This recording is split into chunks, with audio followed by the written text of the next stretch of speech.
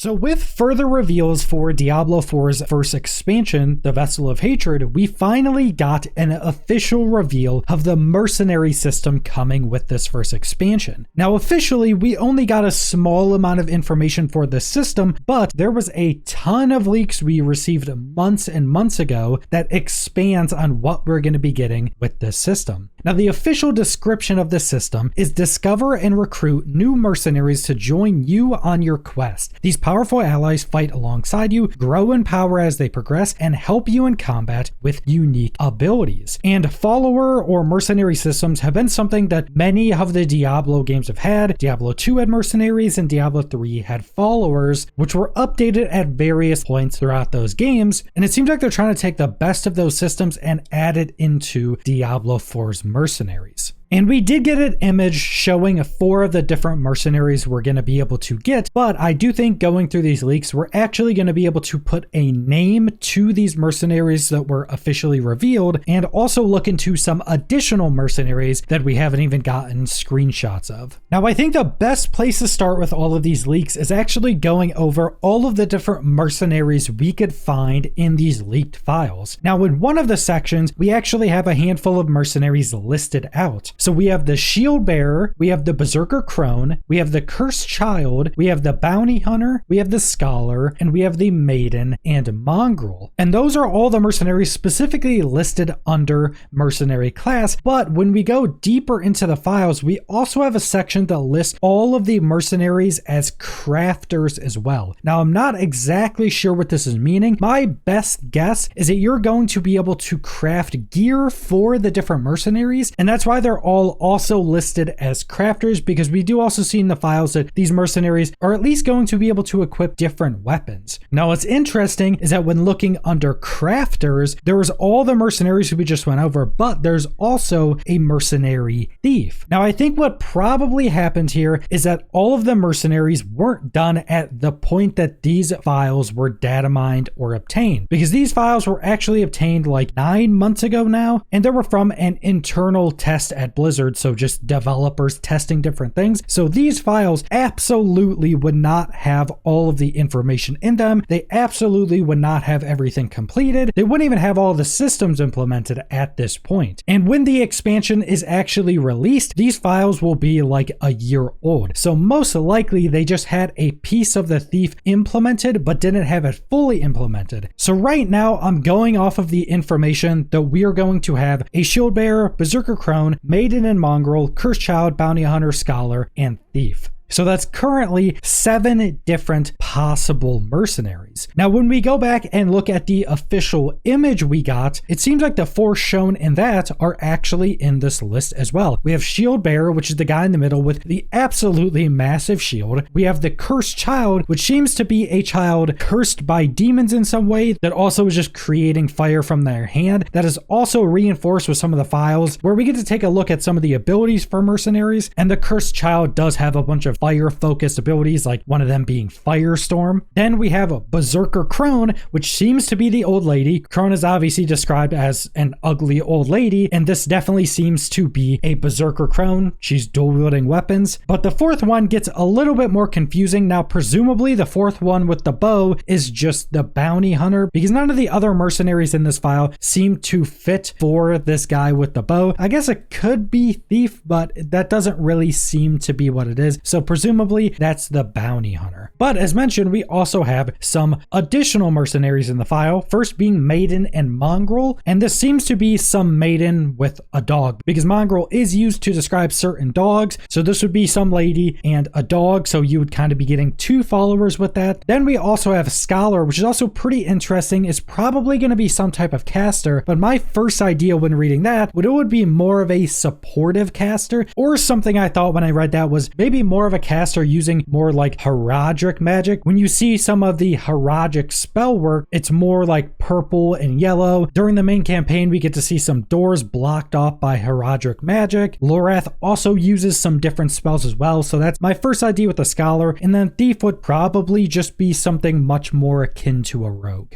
Now, we do also have a decent bit of information to kind of get an idea of how these mercenaries are going to work, because we have gotten some developers also teasing that there's going to be talent trees for these different mercenaries. When looking in some of these leaked files, we can see some different variations of weapons these mercenaries can use. And my overall want for this system is that every mercenary can have a different set of gear that we get to gather for them or craft with resources at them, so we can equip them with at least a decent set of gear. And then they will also have their own skill tree. Now, my want for the skill tree is to be less like the just kind of pick a few options that we got in Diablo 3 and more kind of just like giving them a skill tree that's similar to our skill tree in Diablo 4. My biggest overall want is that we're able to customize these mercenaries quite a bit, to be able to have them synergize with our builds and our classes, or to be able to support us in more specialized ways. And something that also plays into that a little bit is that it seems like there's going to be quite a lot of different skills with all of these mercenaries. In these very old files, we even get to look at a bunch of different abilities. The ones we're going to look at in this video aren't all of them because there was just a ridiculous amount, but we get to look at some of the interesting ones. So first off, we have the Cursed Child with Firebolt. We have Bounty Hunter with Molotov. We have Bounty Hunter with Explosive Arrow. Also another reason why I think the character shown in the official image was the Bounty Hunter, because this using arrows, he was using a bow in the image, and it wouldn't make a ton of sense for the first handful of mercenaries to have multiple bow users. But then we have the Berserker Crone with Ancient Harpoon Projectile, which is also quite interesting because the Berserker Crone obviously being a dual wield melee character, but maybe they also have a secondary ranged attack as well. And then we have Provoke for the Shield Bearer, so seems to be a taunt. We have a Barrier Bubble for the Shield Bearer. We have a Shield Charge for the Shield Bearer. Then we have a Leap for the Berserker Crone. We have a Bloodthirst for the Berserker Crone. We have a Cleave, Shockwave, and Rumbling Earth for the Berserker Crone. And based on these abilities, the Berserker Crone is sounding much more like a Fury Warrior from World of Warcraft. But then we go on to get some more abilities for the Cursed Child. Being Haunt Projectile, there's also Haunt Buff, so maybe this Haunt hits an enemy and then buffs the Cursed Child, or maybe our character. We have Wither, and then we have Flame Surge and Wave of Flame. So the Cursed Child seems to be focused on a lot of fire damage, but also a lot of curses. And then finally, we have some additional abilities for the Bounty Hunter. We have Concussive Trap, we have Salvo, and then we have Explosive Charge Sticky Bomb. So the Bounty Hunter seeming to be pretty similar to the Hunter archetype, adding in a bit more bombs, adding in traps, and then adding in some salvos from their bow. And then adding a little bit of additional information into progression for these mercenaries, we also have some files mentioning level up. So we have level up Light Beam, level up Activate, and more level up Light Beam. So this seems to just be adding in some of the animations for our mercenaries leveling up. So we'll also be leveling up our mercenaries, which is again something I like, because that will just add in more progression. And as we level them up, we would presumably be spending points into their talent trees, which hopefully are pretty expansive, at least somewhere close to how big our player skill trees are. We also have a few miscellaneous things. First off, being a bunch of files that are just adding in different elements of your mercenary riding a mount, specifically riding a horse. And this does make sense. If you mount up, your mercenaries would also mount up to ride along with you. Presumably, you want to be able to customize their mounts. It would actually be kind of cool if they just allowed you to customize mounts for your mercenaries, depending on the mount customization you normally have. So if I want to ride a specific horse, I could customize my mercenary to ride different horses as well, with different armor or different customizations for those mounts. That would definitely be something that's pretty cool. But then we also have something that's a bit more interesting, and this one line just mentions the mercenary, specifically the Shield Bearer, and or spotted.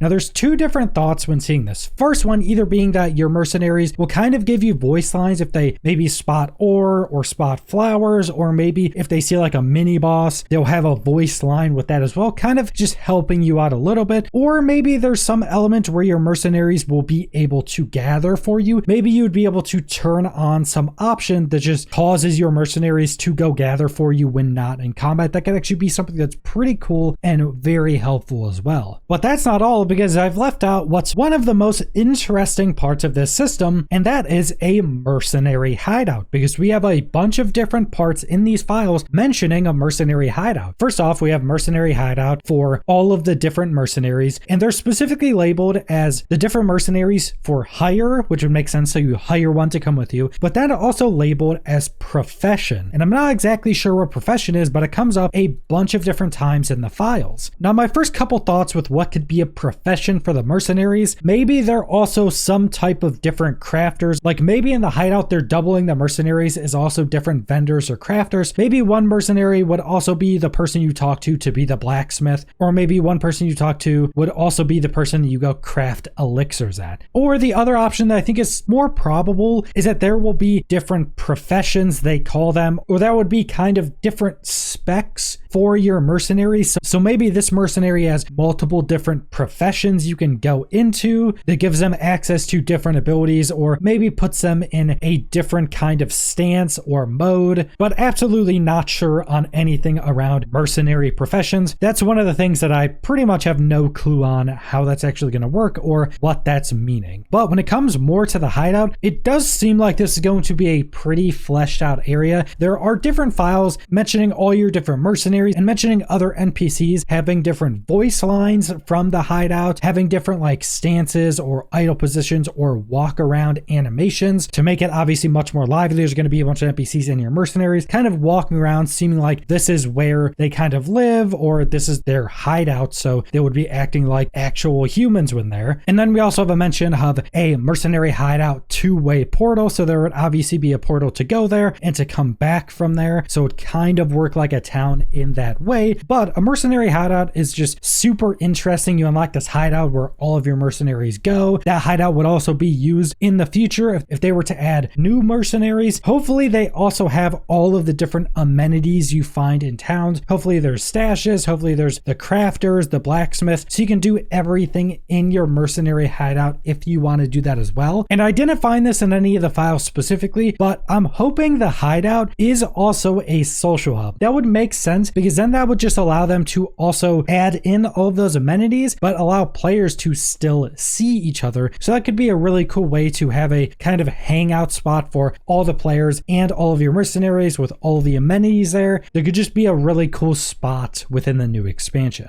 And this is absolutely not everything in the files. There's a ridiculous amount of information. There's a bunch of different files specifically mentioning the quests you go on with each different mercenary, which I have two thoughts about that as well. Either you have to do like a story quest with that mercenary to unlock it as a hireable mercenary, or you kind of just get all the mercenaries and then maybe they have like a story quest to go more into their background, and maybe you have to actually level them up and adventure with them more to unlock more of the quests or to actually start those quests. And that could be something really cool that you see in a lot of single player RPGs where you have a follower system, something like Mass Effect or even Baldur's Gate 3 or Bethesda games, where you have these followers to where you get more reputation with them and then you follow kind of a backstory quest line with them to learn more about them. That could definitely be something that's really cool to add into a mercenary like system. But that's pretty much all the leaked information I want to go over for the mercenary system coming with the first Diablo 4 expansion. And like I mentioned,